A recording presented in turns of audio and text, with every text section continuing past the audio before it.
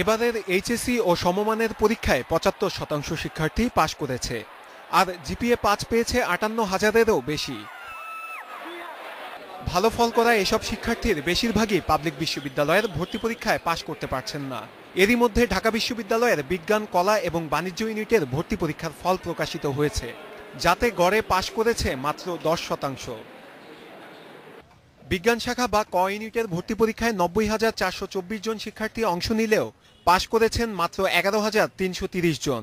কলা বা খ ইউনিটে ৩৩,২৫৫ জন শিক্ষার্থীর মধ্যে পাশ করেছেন ৩,৮০০ জন, আর বাণিজ্য বা গ ইউনিটের ভর্তি পরীক্ষায় ৪০,২৩৪ জন শিক্ষার্থীর মধ্যে পাশ করেছেন মাত্র ২,২২১ জন। অথচ ৩ ইউনিটে ফেল করা শিক্ষার্থীর ৫০ ভাগের বেশি এসএসসি ও এইচএসসিতে জিপিএ ৫ পেয়েছে। ঢাকা বিশ্ববিদ্যালয় কর্তৃপক্ষ বলছে, ভর্তি পরীক্ষায় বেশিরভাগ ফেল করেছে ইংরেজিতে। ভর্তি পরীক্ষার জন্য তাদেরকে প্রশ্ন দিচ্ছি, তখন দেখা যাচ্ছে যে তারা ন্যূনতম মার্কস পেতে অনেকে ব্যর্থ হচ্ছে।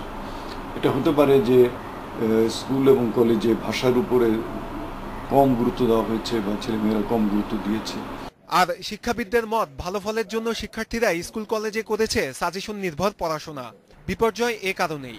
মাধ্যমিক এবং উচ্চ মাধ্যমিক পর্যায়ে যে শিক্ষা ব্যবস্থা তা অত্যন্ত ত্রুটিপূর্ণ এবং পরীক্ষা পদ্ধতিও ত্রুটিপূর্ণ, যে কারণে বিশ্ববিদ্যালয় ভর্তি পরীক্ষায় এমন বিপর্যয় ঘটছে। শিক্ষার মান উন্নয়নে মাধ্যমিক ও উচ্চ মাধ্যমিকের পাঠ্যসূচিতেও পরিবর্তনের তাগিদ দিচ্ছেন শিক্ষাবিদেরা। নূরে আলম, ইন্ডিপেন্ডেন্ট নিউজ, ঢাকা।